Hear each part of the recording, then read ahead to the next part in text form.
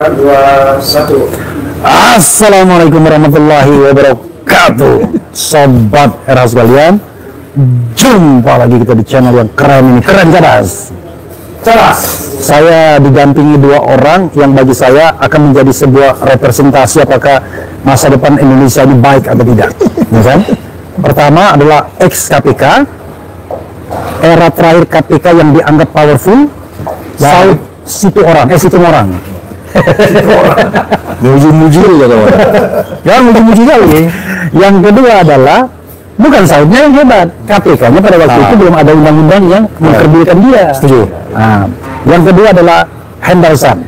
Hendarsan ini orang paling berbahaya ya, karena dekat dengan Dasko, satu daerah pula. Refli Harun pun satu daerah juga sebenarnya. Ya, cuma Refli Harun kan sengaja di luar orbit lah ya, biar bisa melihat lebih objektif dan radikal. Tapi kan kayaknya Pancasila, bro. Oh iya, itu yang namanya boundary ya. Jadi boundary-nya nggak ada yang namanya separatis dan lain sebagainya. Nah, kita mau ngambil tema mengenai mengembalikan kekuatan KPK. Nggak usah pakai marwah itu nggak jelas. Mengembalikan kekuatan KPK sebagai extraordinary body dalam hal pemberantasan korupsi yang dikediri pada masa terakhir pemerintahan Jokowi Jilid pertama pada tahun 2019 sebelum pergantian kekuasaan pada bulan Oktober. Mereka yang DPR lama itu tiba-tiba seperti orang nyalip dalam tikungan, jeger, terbitlah Undang-Undang Perubahan Undang-Undang 2019 tentang KPK. Yang paling penting adalah membonsai KPK di bawah kekuasaan eksekutif, dan yang namanya pegawai-pegawai KPK itu seperti pegawai ASN lainnya yang dulu mereka bangga sekali mereka menjadi pegawai KPK yang independen, tapi sekarang mereka sangat independen dengan ASN lainnya. Dan harapannya awalnya Prabowo Subianto mau mengeluarkan Perpu untuk mengembalikan kekuatan power KPK ini. Tapi jangan lupa, setiap kekuasaan itu ya, kita harus mencurigainya tidak pernah mau sharing power dengan siapapun. Siapapun orang itu, watak kekuasaan. Saya tidak bicara orang, tapi adalah watak kekuasaan. Bang Saud, apa yang akan Anda observasi soal ini? Sambil saya ngecek ini ya, saudara sekalian, ngecek HP-nya apakah everything is okay ya, gitu. Silakan. Ya, kalau saya sih tetap yakin bahwa akan ada situasi sangat berbeda dari 10 tahun sebelumnya ya, di pemberantasan korupsi. Ya. Per hari ini loh ya, per hari ini saya selalu mengatakan per hari ini kita percaya, with all due respect, Mr. Presiden kita memiliki visi yang berbeda dengan 10 tahun terakhir. Dan walaupun kadang-kadang orang bertanya bahwa peristiwa yang kita diskusikan hari ini dikaitkan dengan itu ada banyak framing di belakang itu, tapi saya lebih mengatakan karena memang peristiwa pidana itu terjadi dulu gitu. Kalau nggak terjadi juga KPK nggak akan berani OTT. Walaupun di belakang itu juga banyak lagi gambaran-gambaran atau penilaian-penilaian yang menurut saya penilaian itu muncul karena memang KPK-nya itu dianggapnya selama ini sudah tidak seperti yang kita lihat selama ini. Ya, maksud saya di sebelum tahun ini ya, sebelum tahun 2019. Jadi artinya Pak Prabowo akan lebih keren dan akan menjadi lebih sustainable di dalam mencapai apa yang dia sebut sebagai cita-citanya ya. Kalau umpamanya kalau agak sulit di DPR mungkin akan ada split apa pemikiran atau apapun, Perpu itu kalau untuk kebaikan ya itu dijalankan aja menurut saya. Jadi sekali lagi tapi saya masih punya gambaran karena dalam bayangan saya apa yang saya lihat itu kayaknya itu bakal keluar gitu. Atau itu harapan ngarap-ngarap.com atau tapi saya pikir agak lebih gampang nyambungnya gitu. Entah Perpunya kapan dulu, tapi dia bikin mungkin tunggu stabil dulu. Karena kan masih ini belum stabil nih. Artinya ada hitung-hitungan ya kalau itu dilakukan. Tapi sebenarnya lebih banyak manfaat positifnya. Kemudian KPK akan men-trigger lagi kepolisian dan kejaksaan.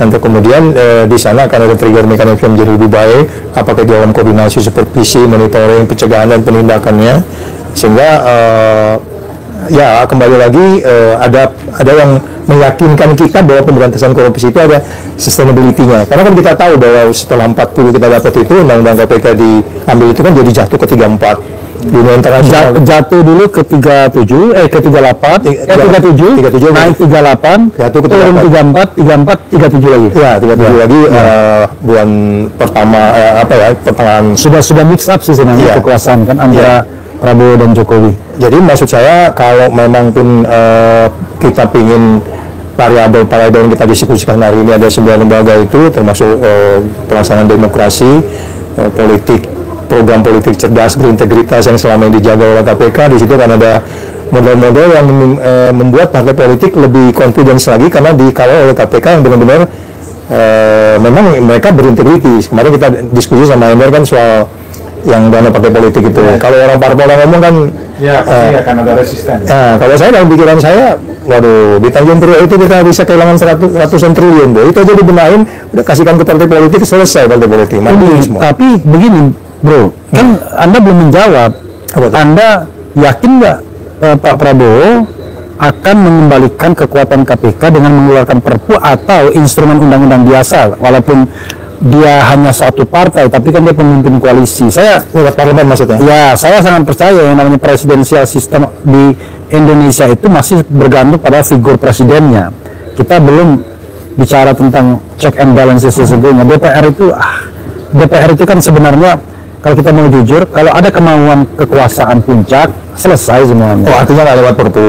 Bisa, itu instrumen aja. Maksud saya kan Perpu oke, undang-undang biasa kan kira-kira sulit kan beliau tanda tangan melebihi dari sekedar memberhentikan Noel kan gitu. Itu maksud saya. Nah, dia sebenarnya kan oke, sini. Ini udah ini aja ini. Tuh.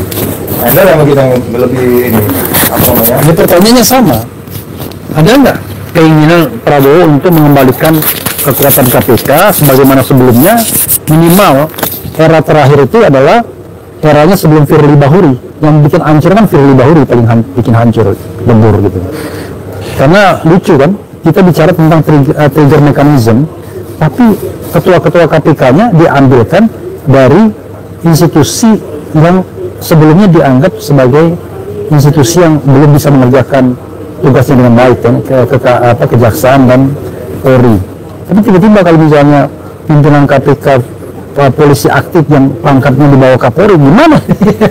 Masa dia mau mensupervisi tuannya, kan it doesn't make sense. Jadi sebelum mereka menyampaikan mungkin model-model pemilihannya juga nanti di undang-undang baru itu kita sebut dulu. Panselnya kayak gimana, itu harus diperbaiki. Kalau nggak nanti tetap akan ada isu-isu transaksional. Kalau saya lebih cenderung sebenarnya udah ketua KPK itu bisa juga ditentukan presiden langsung. Negara lain juga gitu kok. Supaya kalau ada apa-apa gampang yang jawab siapa. Kalau saya setuju, bahkan saya setuju. Kalau pansel kan panselnya jauh. Kalau saya dari dulu ini kira-kira udah 10 tahun yang lalu saya sampaikan sebelum Henderson ya. Saya bilang ngapain sih kita mempersulit diri sendiri dengan pakai rekrutmen pansel-panselan. Toh yang dipilih juga nanti juga transaksional kan. Kalau tidak bertransaksi sama DPR juga nggak bisa terpilih. Lebih baik presiden ya yang kita percayakan dalam tanda kutip ya dalam sistem presidensial untuk memilih anggota-anggota KPK dengan mandat konstitusional memberantas korupsi. Dan kalau gagal, ya kita bisa tunjuk presiden, masalah pilih orang. Cuma memang dalam proses pemilihan itu harus transparan dan partisipatif, objektif, ya buka saluran pengaduan. Kalau bandit ya jangan dijadikan ketua KPK atau pimpinan KPK yang ada track record. Ya itu oke lah, itu kan teknikal. Tapi intinya adalah presiden memiliki kekuasaan untuk menunjuk orangnya. Nah yang terjadi pada 10 tahun kemarin, 3 kali Presiden Jokowi menunjuk pansel KPK. Dari panselnya pun sudah berkelahi orang, bayangkan. Berkelahi untuk menjadi pansel. Pada era pertama, ada pansel gengnya Sekretariat Negara, ada pansel gengnya Kementerian Hukum, bayangkan. Pada waktu itu Kementerian Hukumnya Yasona dari PDIP, Kementerian Sekretariat Negaranya orang-orang Jokowi sendiri, Rafiq Mas. Ya silakan bro. Jadi apa nama itu memang menarik kan, karena kita mengikuti sebagai seorang praktisi ya kan, kita kan mengikuti perkembangan proses penegakan hukum terutama di KPK ya kan. Bulan madu itu ternyata kan sudah lewat ya. Bulan madu pemberantasan korupsi yang dilakukan oleh KPK itu start berhenti ketika adanya perubahan undang-undang KPK dan masuk ke apa namanya itu pemerintahan. Itu exactly. Ya, saya bisa merasakan itu ya kan. Dan sebenarnya ya, tapi saya nggak bisa buka di sini ya. Saya nggak bisa buka di sini bahwa saya pribadi mungkin kan gitu kan, kita sangat support sekali. Mungkin di balik ini kita bisa ngomong tentang masalah itu dibanding saya bisa katakan kawan-kawan yang mungkin berteriak di luar, kita bisa lakukan itu pembenahan ke dalam dan bagaimana supaya memang KPK itu bisa tetap kuat, dan termasuk teman-teman kita yang 72 sekian kemarin itu kan yang 57 iya kan, dan kan itu kan sudah dilakukan. Spirit Pak Prabowo rekrut Novel Baswedan sudah direkrut ya kan, Edi Purnomo dan yang lain-lain sudah dimasukkan di Satgasus untuk di tempat-tempat tertentu yang strategis kan. Nah, kita kembali lagi bahwa kita bicara masalah konteksnya dulu kan, yang mau kita perbaiki apanya ini kan gitu kan, kita pengen spiritnya ya kan, atau kita pengen konteksnya kan gitu kan. Nah, kalau kita spiritnya, banyak pola yang bisa kita lakukan. Seperti Bang Refli bilang tadi ya, kalau kita percaya kepada presiden dan bahwa presiden mempunyai integritas dan kemauan yang kuat, dengan melihat background beliau yang sudah selesai dengan dirinya sendiri, ya itu bisa dilakukan. Tapi jangan kita yang ngomong. Kalau kita ngomong salah juga nanti kan, karena dianggap ada kepentingan tertentu. Monggo silakan apabila itu dilakukan. Ya, yang kedua yang agak panjang, kalau kita bicara masalah konteksnya, ya kan, konteksnya ini apakah di bawah eksekutif, apakah ada independen, dan kemudian bagaimana sistem perekrutannya, ya, yang tentunya juga seolah-olah formalitas, ya, ini kan formalitas kan gitu kan, tapi ternyata di dalam situ juga ada tanda kutip kolusi. Kita anggap saja ya kan bahwa kalau kita itu dipilih oleh DPR, ya rezim sebelum, nggak usah kita bicara rezimnya Firly lah ya, rezim sebelum Firly sekalipun ya kan, para calon komisioner KPK itu dipilih oleh DPR. Nah, di situ kan Abang juga tahu sendiri, di situ pun ada lobby-lobby juga di situ. Iya kan gitu kan. Jadi apakah bisa kita katakan, ya kan, rezim KPK sebelum Firly itu lepas dari lobby-lobby dan kolusi tersebut? Kan tidak juga kan kalau kita bicara masalah itu kan. Maka oleh karena itu kan kita bicara kontekstualnya tadi. Apakah Dewan Pengawasnya diperkuat? Kan gitu kan. Kemudian apakah kita pengen sentralnya ke Pak Prabowo menunjuk satu orang yang menganggap benar-benar integritas dan kemudian partisipasi publiknya diperkuat untuk melihat itu, kemudian menentukan bahwa orang ini tepat, orang ini clear, tidak ada konflik kepentingan dengan siapapun juga, dan dia bisa berjalan sendiri, ya kan, bisa berjalan tanpa ada pengaruh dari siapapun juga termasuk presiden.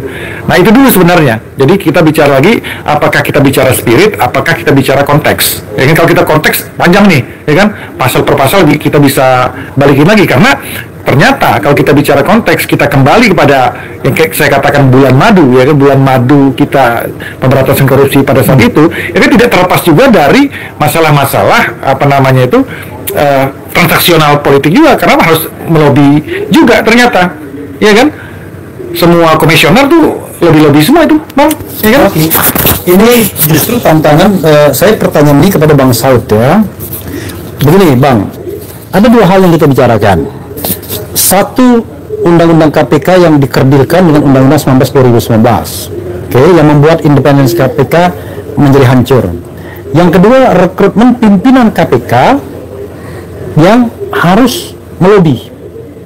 Pertanyaannya adalah, apakah kita perlu memperbaiki salah satunya saja, mengembalikan undang-undangnya, tapi rekrutmennya tetap, ataukah sesungguhnya jauh lebih safe kalau seandainya dua-duanya kita perbaiki?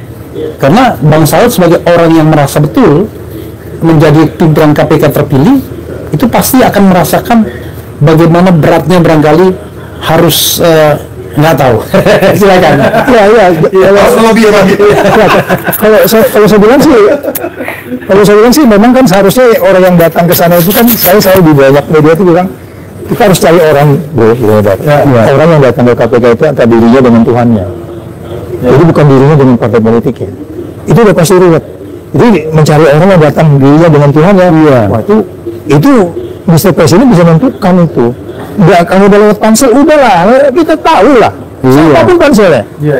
Jadi, dan pengalaman negara-negara besar, ambil Singapura, Inggris, ya Amerika pasti lah nggak ada KPK sehari-hari, FBI kan 7 presiden kan. Nah, jadi artinya itu lebih ajak. Sekarang ini bro, saya nggak tahu ya, memori faktor-lettingnya itu harus lewat pansel atau 5 pimpinan itu apa dasarnya gitu. Saya lebih cenderung satu aja udah. Ya sebenarnya kan gini, kan ada ketidakpercayaan dengan sistem politik Orde Baru kan? Ketika itu bro, di mana sistem politik Orde Baru itu semua monolitik, segala sesuatunya ditentukan oleh seorang presiden. Maka kemudian semua rekrutmen jabatan publik itu maunya di tata kelola good governance, clean government, salah satunya adalah yang melalui pansel-pansel. Tapi belakangan menurut saya ada dua fenomena yang kita lihat mencemaskan. Satu, ternyata pansel itu digunakan oleh kekuasaan politik untuk mengendalikan orang-orang terpilih. Jadi dari awal udahlah terpilihnya Firly itu kan sudah mulai dia mendaftar sampai dia kemudian terpilih sebagai pimpinan itu sudah terkawal kan, gitu. Nah yang kedua akhirnya karena sudah ditarget-target begitu, orang-orang punya integritas tinggi nggak mau mendaftar, malas. Itu fakta. Iya. Itu fakta. Maka yang terjadi adalah orang-orang yang mau bernegosiasi akhirnya terpaksa kan. Nah dari situ sendiri hulunya itu sudah agak bermasalah. Kalau ini diserahkan kepada kebijakan presiden, silakan presiden pilih. Maka ujiannya hanya ada di satu orang, presiden. Jadi, kalau nggak perform dia bisa ganti kapan aja. Iya. Dan kita juga bisa maki. Indeks korupsi nggak naik. Kita bisa maki. Belum naik. Target 60. Kita bisa maki presiden. Kalau seandainya ternyata presiden tidak milih orang yang benar. Ya, hal yang menarik sebenarnya itu Bang, karena itu kan formulasi yang belum pernah kita coba selama ini kan. Kita ini kan balik lagi kan, pakai formulasi ini, ya kan, penguatan, contoh supremasi sipil kita perkuat, ternyata sipilnya nggak mana lagi gitu kan, karena waktu itu kita anggap TNI di zaman Orde Baru tidak mana. Itu bolak-balik gitu terus ya kan. Nah, formulasi ini belum kita coba, tapi saya melihatnya secara gini ya. Kalaupun itu harus kita lakukan dan kita trust terhadap presiden untuk menuju hal tersebut. Yang kedua yang harus dibenahi itu adalah sistem pengawasan di dalam. Saya rasa ya. Karena apa?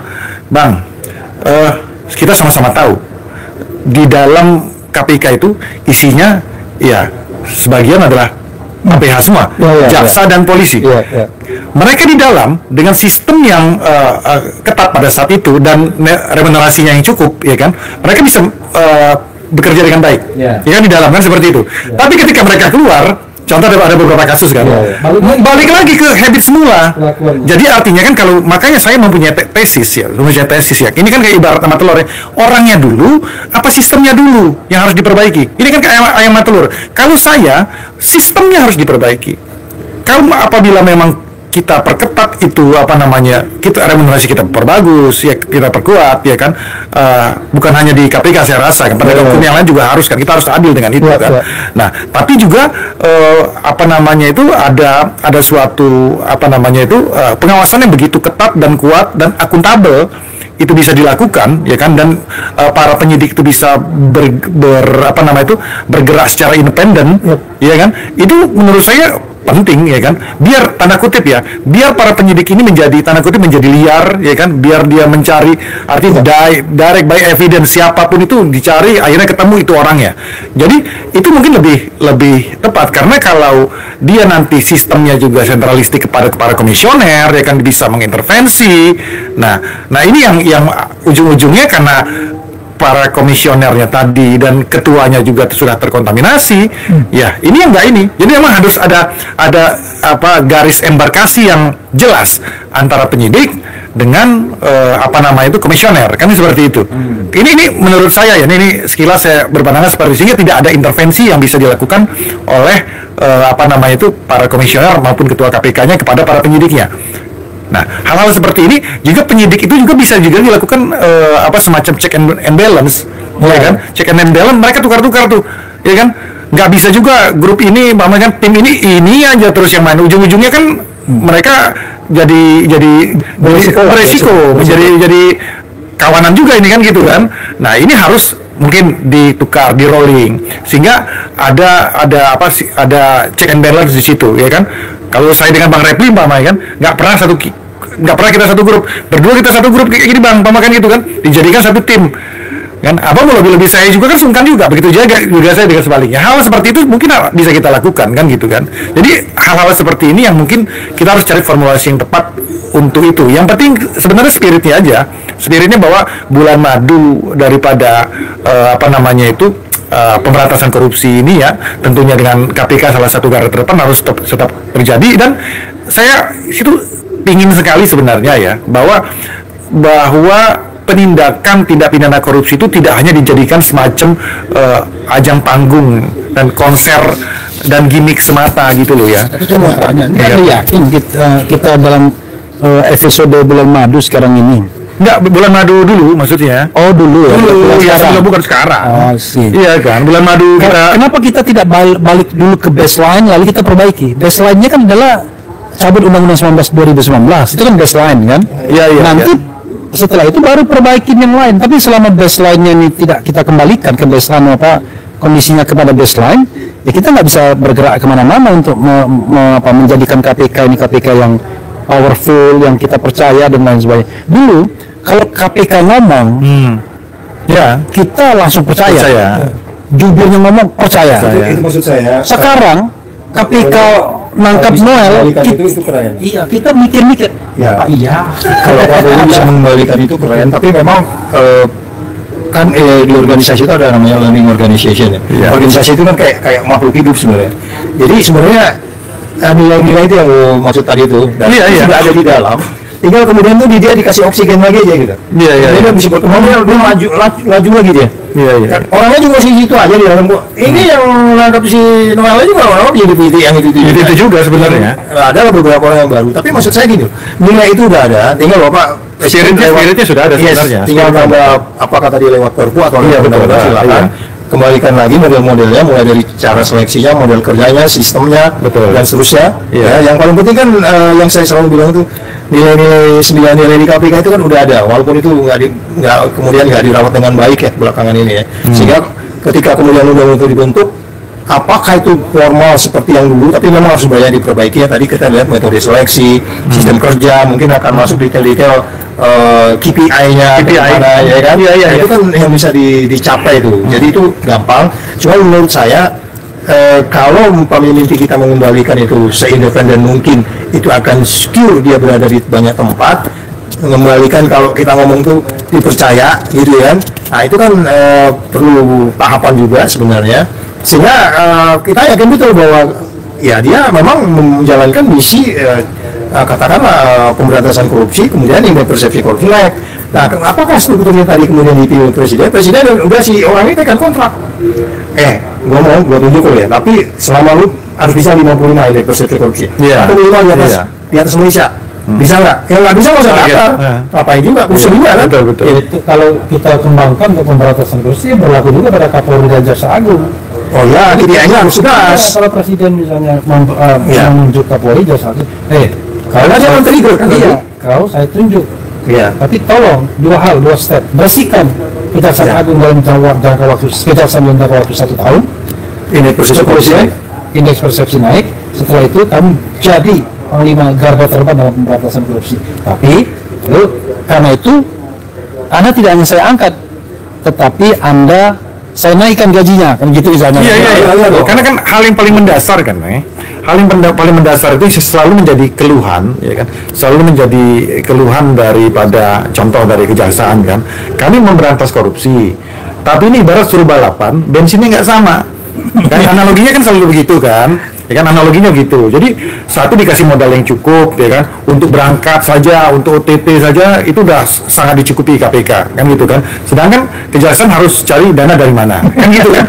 Ini dari pihak situ kan. Oleh karena itu kan memang sebenarnya harus diberikan dua-duanya modal yang cukup untuk itu. Tapi kemudian ya kan punishment-nya pun harus berat juga. Ya kan lu udah dikasih ini ya kan, lu udah dikasih dicukupi semuanya kok masih kayak gitu, itulah namanya serahkan komik itu tadi kan. Ya kan? Udah kecuali jangan sampai itu dijadikan alasan pemaaf gitu loh. Ya kan dijadikan alasan pemaaf walaupun itu juga bukan menjadikan alasan pemaaf. Kalau kita lihat ya misalnya. Tadi itu aku interview dulu yang tadi yang bilang soal dua penegak hukum yang lain. Presiden mengatakan kepada KPK, kepada pimpinan KPK baru ini, gua pingin indeks persepsi korupsi 60 minimal gitu ya.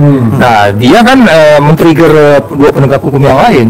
Ya, jadi di pasal-pasal itu harus dijelaskan. Karena memang persoalan yang kita hadapi ini kan ini kan konflik of interest kan. Iya. Yang bisa menyelesaikan konflik of interest ini kan harus ada pihak ketiga. Konflik of interest kita tahu ya.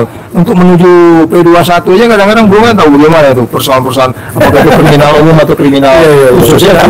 Nah, itu Contoh lah paling gampang kasus Tom Lembong kemarin itu kan mulai dari criminal justice system kita dari ujung sampai ini kan bermasalah gitu. Jadi ini yang kemudian apa yang disebut World Justice Project itu harus dibereskan, di mana aspek penegakan hukum kalau nggak ada yang men-trigger dalam pengertian ada satu lembaga lagi seperti yang sudah jalan sampai tahun 2019 yang sebelum undang KPK itu ya agak sulit, karena kalau semuanya harus ditangani oleh yang pemainnya katakan presiden untuk siapa yang bermain, siapa yang harus artinya kayak tim kesebelasan gitu ya, sampai ke detail mengawasin siapa ini yang masih push up-nya masih bagus, siapa yang speed-nya rendah, itu kan kuat juga. Dia kan hanya mau orkestrasi aja, ya gue mau pingin di kunci C ya, berhenti semuanya, main kunci C, kecepatan sekian dan seterusnya. Jadi nggak lebih gampang gitu menurut saya kalau umpamanya kemudian ada satu badan yang lebih mengorkestrasi ini semua, kira-kira gitu. Iya, menurut saya ya, kan akhirnya pendekatan pendapatan atau gaji itu tidak pernah menyelesaikan masalah secara komprehensif juga. Jadi yang kita butuhkan memang akhirnya dua hal. Hulunya harus baik, yaitu rekrutmen orang-orangnya. Jadi negara itu tidak boleh membuat orang menderita ketika jadi pengabdi negara. Dia harus hidup layak, tapi tidak bisa bermewah-mewah. Iya betul. Kan begitu. Dia tahu konsekuensinya bahwa mengabdi pada negara itu tidak mungkin mewah-mewah. Yang jadi masalah adalah ketika kita lihat kiri kanan, ada pejabat-pejabat publik yang jabatannya sama tapi mewahnya minta ampun. Jadi gini Bang. Ya, karena itu, iya, sehingga terjadi disparitas. Nah, pemerintah seperti Prabowo ini melarang orang untuk mewah-mewah dan ngecek semua sumber harta kekayaan penyelenggara negara secara baik. Kalau ditemukan misalnya penambahan harta kekayaan yang tidak masuk akal, illicit enrichment, ya itulah yang harus diambil oleh negara gitu loh. Jadi kalau seandainya misalnya ya, saya dulu pernah ngomong di depan Jokowi tahun 2016 ya, ketika pada waktu itu diundang di Sekretariat Negara, saya bilang begini dan kurang ajar. Masih komisaris dia dulu. Yang kita dulu komisaris sebenarnya. Iya. Tapi kemudian dia rasa keluar ya. Jadi saya bilang begini. Indonesia ini tidak hanya membutuhkan namanya tax amnesty, tapi legal amnesty. Maksudnya apa? Legal amnesty itu begini, saya kasih ilustrasi. Kita ini dari kan satu dua hal saya bilang. Bapak harus memimpin langsung pemberantasan korupsi, ya kan? Because you are the president of Republic of Indonesia. Ngomong ke presiden gitu. Iya. Yang kedua, untuk memimpin langsung pemberantasan korupsi, kan Pak Presiden membutuhkan aparat hukum. Cuma di Indonesia ini saya bilang dari 100 aparat hukum 101 yang korupsi. Di depan Presiden saya bilang begitu. Alhamdulillah setelah itu nggak diundang lagi saya. Ya kan? Nah, karena mungkin udah dirasa cukup lah ya kan. Oh ini udah oke nih. Nah, bahaya nih kalau ngomong terus orang ini. Nah, saya bilang karena itu kita butuh legal amnesty. Maksudnya apa? Begini, kalau Anda berharap penegak hukum ini melakukan pemberantasan korupsi, bullshit. Mereka korup semua. Mudah sekali melihatnya. Lihat saja. Kalau jenderal-jenderal itu punya kekayaan yang luar biasa, udah pasti korup. Paling tidak terima gratifikasi, macam-macam lah ya kan.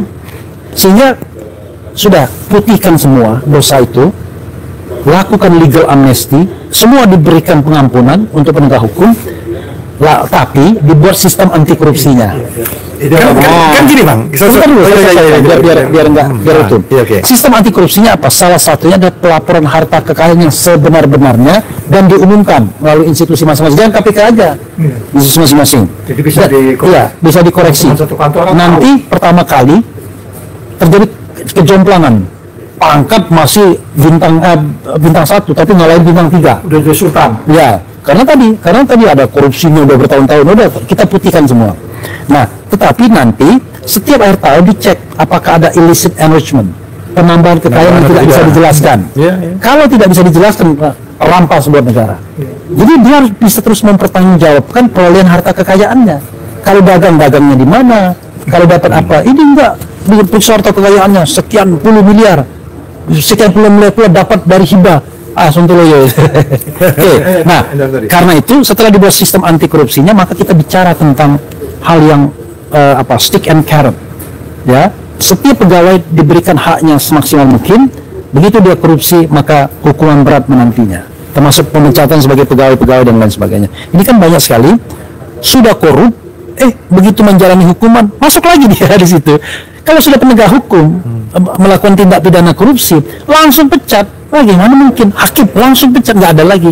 Kadang-kadang jadi ada profesi tertentu yang memang hukumannya jauh lebih keras, yaitu salah satunya penegak hukum. Silakan. Nah, itu sebenarnya kan benar itu Bang, dan kita sepakat ya bahwa kan Pak Prabowo itu udah pernah bilang kan secara langsung atau tidak langsung, hei sudah kalian, ini bahasa beliau ya, berhenti ya kan, saya udah tahu, saya kayak baru satu bilang kan, kita orang Indonesia kita udah tahu lah, jadi beliau ini udah tahu ya yang pemainnya siapa ya kan, cara bermainnya bagaimana, sekarang berhenti. Ya kan, berhenti kalian tuh, nggak usah gitu kan. Itu yang dinamakan saya bisa tangkap. Itu kan legal amnesty secara tidak langsung ya. Oh ya kan. Nah kemudian ya itu ini masukan yang konstruktif bahwa kemudian setelah itu ketika kalian berhenti, oke, kita perbaiki, remunerasi kita perbaiki. Jadi jangan sampai 3 APH ya kan, polisi, kejaksaan, KPK seperti ini, dan kehakiman kan gitu kan. Hakim kan udah mulai diperbaiki kan gitu kan. Nah ini kalau keempat-empatnya elemen ini pendapatan yang memang sudah dianggap mencukupi ya, dan itu harus diimbangi, itu berarti benar Bang, dengan punishment yang jauh lebih berat ya kan, dengan punishment jauh lebih berat. Contoh pemberatan hukuman pidana kan gitu kan. Tapi kan kalau kita terapkan itu di rezim pemerintahan yang undang-undang yang lama, agak susah juga karena terkungkung oleh sana, orang baik bisa menjadi serigala kan gitu kan. Jadi ada semacam tanda kutip alasan pemaaf untuk melakukan itu. Tapi ketika itu kita ubah, sistem kita ubah, tidak ada alasan pemaaf lagi untuk lakukan hal tersebut. Punishment-nya harus lebih berat. Maka oleh karena itu bisa dilakukan pemberatan terhadap hal tersebut. Nah begitu juga contoh ya, hal yang sifatnya mikro. Pak Prabowo kan tidak menyampaikan itu di dalam kampanyenya pada saat itu ya, di debat itu menyatakan bahwa di titik-titik tertentu, contoh kayak PPK itu kan, itu harus lebih, dia harus diberikan pendapatan yang lebih daripada yang lain gitu loh. Karena godaannya besar.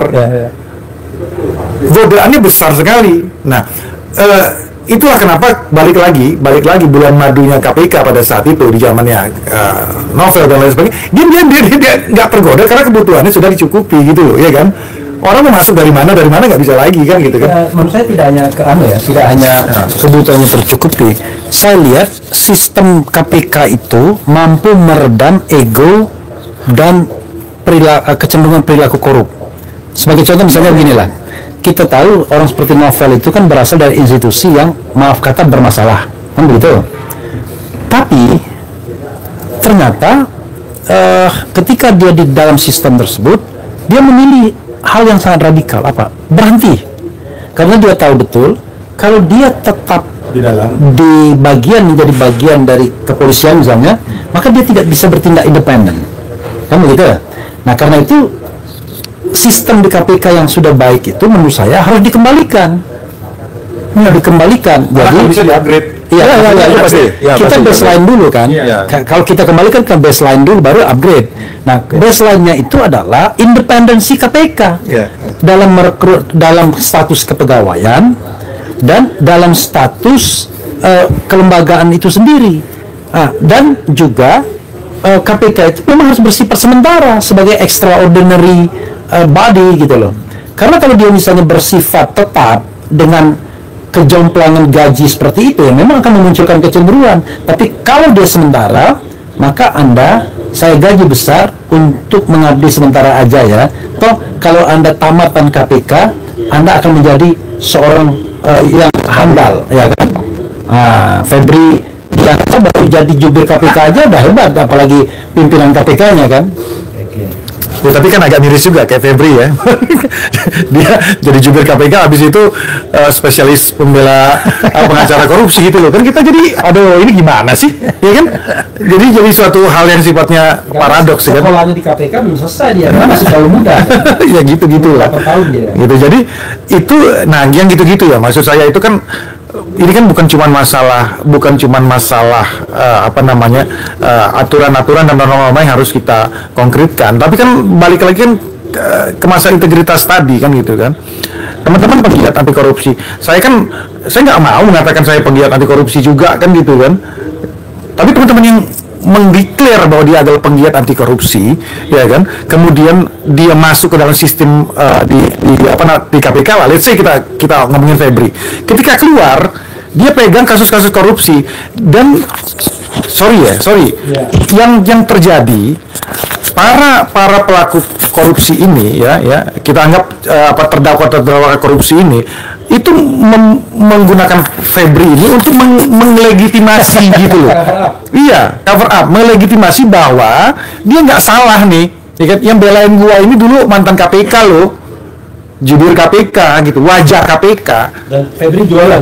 Dan jualan, kita tahu lah itu ada kita ya kan. Jadi gini, kalau dalam kasus Febri ini, mohon maaf Febri ya, Anda memang pintar, tetapi menurut saya memang yang tidak bisa dibohongi adalah usia.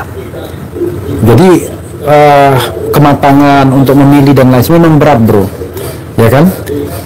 Belum selesai dengan dirinya sendiri. Iya, belum selesai gitu.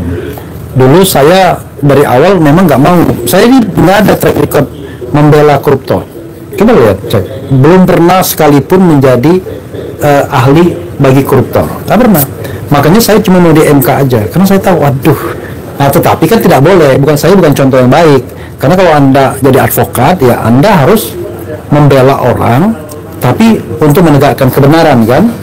Nah, tetapi jangan juga beralasan kan kita tidak boleh menolak perkara ya, tapi kan kalau misalnya bayarannya gede, Sambo pun diembar juga gitu kira-kira gitu. Jadi kalau kita kembali ke topiknya tadi, saya lebih saya lebih insecure. Kalau aku soal Febri, aku bilang itu ibaratnya orang, dia teman sendiri kan, dia berkelahi dengan musuh-musuhnya kan. Begitu dia dilepasnya, dia harus berkelahi sendiri dengan musuh-musuhnya. Oh iya. 5 menit lagi, aku juga masih ini nih. 5 menit lagi ya? 5 menit lagi ya. Jadi kembali lagi. Oke. Jadi sekali lagi kalau kita pikir situasi yang sekarang ini, kita pikirkan dalam-dalam gitu ya, apakah memang ada harapan? Sekali lagi per hari ini tanggal berapa bro? Aku harus ngulang ini waktu podcastnya tanggal 27 Agustus 2025 kita masih percaya betul Pak Prabowo berada di tempat yang benar dalam pemberantasan korupsi. Ya, saya belum. Aku masih melihat, aku ada melihat ada beberapa detail-detail karena aku ngalamin kan presiden sebelumnya kan aku ngalamin bro. Jadi gini, kalau Bang Saud dia melihat hilal dan sinar cerah di situ. Kalau time will tell. Waktu yang akan menjawabnya. Waktu yang akan menjawab. Tapi kalau saya tanya dari skala 1 sampai 10, hope-nya berapa bro? Saya ini. Terus terang saya ini berada pada fase kebingungan untuk menilai Prabowo. Menurut saya banyak sekali paradoks yang dia ciptakan. Yang kalau saya omongkan, mungkin orang seperti Hendarsan pun benci sama saya. Oh nggak begitu dong Prabowo. Tapi ya sudahlah, gini aja lah ya. Hal-hal lama dikuantitatifkan aja. Kalau kuantitatif saya masih bicara 5. Ya, artinya masih netral lah. Iya, gigi itu masih 0. 1 belum, negatif belum. Untuk 10 bulan oke lah. Jadi untuk mulai antum nggak mau naikkan dikit jadi 6 gitu. Enggak, karena belum ukuran. Mungkin mesti ada 3 lagi. Ini, hati-hati bahaya loh dengan Noel.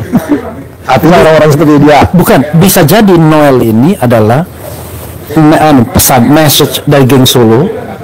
Hati-hati. Kalau Anda berkhianat sama kelompok kami, kayak Noel. Analisis. Salah satu analisis yang liar. Kenapa? Noel ini dulunya sangat Jokowi mania. Tiba-tiba dia pindah jadi Prabowo mania, lalu kemudian masuk Gerindra juga. Jadi situ lalu kemudian bela-bela Abraham Samad, ngomong demokrasi, ngomong pemberantasan korupsi. Ketika dia ngomong itu, ada kesalahan yang bisa dikapitalisasi langsung ceper. Kan sama dengan orang mengincar Refli Harun dan Saud Situmorang kan? Kapan nih Refli Harun tergelincir? Kalau tergelincirnya masalah politik, nggak keren. Tapi kalau korup, ya kan, terima gratifikasi misalnya. Analisis beda aja lah. Ya, kan? Tapi analisis ini muncul bro. Kalau memang KPK-nya tidak independen. Iya. Kalau independen, iya. Analisis itu pasti ada beda. Karena Kita tidak percaya dengan KPK yang sekarang. iya sih. Itu poin. Jadi kalau dia, saya menganggap bahwa yang dilakukan KPK ini adalah pesan siapapun. Jadi tidak independen. Penegakan hukum. Dia kalau mau melakukan pasti kolonial dulu dia. Nah, cuma kolonial ke siapanya nggak tahu. Atau gini teorinya. Dia diperintahkan si X yang berkuasa, ya kan? Tapi kalau misalnya ini mengiyakan juga selesai. Tapi kalau ini menganulir, misalnya kebijakan baik, kebijakan mengganti Kunto Arif Wibowo, Trisutrisno, kan orang menganggap itu perintah geng Solo. Tiba-tiba sehari dipecat, besoknya dipulihkan. Nah itu kan menunjukkan bahwa ini bisa menjadi. Jadi kalau bisa sebelum closing statement. Jadi kembali lagi bahwa kita tetap harus kembali ya, jangan marah kalau kita dinilai 37 tadi kita diskusi hari ini itu angka, mari kita perbaiki. Dan saya agak sedikit percaya karena kalau belum kerja aja udah dikasih 3 bu, kan dia masuk tuh 34 kan, begitu dia masuk tuh langsung 37 bu, belum kerja aja dikasih. Jadi itu angka loh, jangan salah, ada hal yang maksud saya gitu. Oke. Ya, sebenarnya cukup ya. Apalagi yang mau saya omongin bahwa sebenarnya gini, posisi saya itu ya, kadang-kadang orang kan emang susah ya bang ya. Kalau kita di podcast ini gitu ya, udah di disclaimer sama bang Refli, ini orangnya dondas tuh ya kan, satu daerah pula. Jadi kita punya legitimasi. Kita habis itu politisi Gerindra. Jadi padahal saya itu selalu itu apa ya, bisa dikatakan mungkin 50% saya agak tajam ke dalam sebenarnya. Iya kan? Apa bisa lihat lah ya kan dari statement saya selalu iyalah, kita kan punya pengen juga ya kita pengen jagain Bapak nih. Pengen jagain Pak Prabowo, dia dilindungi oleh konstitusi ya kan. Kita pengen jaga dia dan saya tahu dia lah ya kan. Saya tahu spirit dia. Dan yang dia dipikirin, dan kalau ngomong ya cuman rakyat aja lah kan gitu kan. Jadi memang itu aja pegangan saya. Jadi yang menyatukan saya secara pribadi mungkin tidak terlalu dekat seperti yang lain dengan Pak Prabowo, harus ketemu sebulan sekali atau seminggu 2 kali, tidak. Yang menyatukan saya dengan Pak Prabowo ada ideologi, nilai-nilai dia, Dan itu nggak mesti ketemu bro. nggak harus ketemu. Itu yang menyatukan saya dengan dia, terus terang. Jadi kalau orang nyangka saya Prabowo banget, bukan. Yang menyatukan saya dengan Pak Prabowo irisannya ada ideologinya dan nilai-nilai yang dia tanamkan. Itu aja sih. Ya oke lah ya. Kalau saya tidak pernah percaya dengan kekuasaan. Karena itu pendekatan saya adalah pendekatan yang ingin menjaga kekuasaan secara diametral, berhadapan. Karena saya selalu percaya power tends to corrupt, absolute power corrupt absolutely, kecuali manusia itu kualitasnya seperti Nabi Rasulullah ya kan. Check and balance. Nah, sehingga memang dibutuhkan sistem. Kita tidak bisa hanya mengandalkan orang. Tapi kalau kita bicara tadi soal rekrutmen 30, itu instrumen bukan sistem. Jadi sistem check and balances itu kita harus pahami sebagai tidak hanya 3 cabang kekuasaan, tapi juga antara bermacam-macam.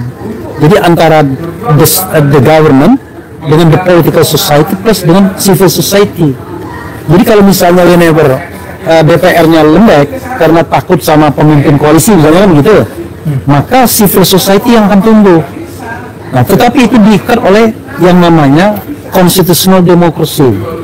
Constitutional democracy itu adalah demokrasi yang berkedaulatan rakyat, people's sovereignty.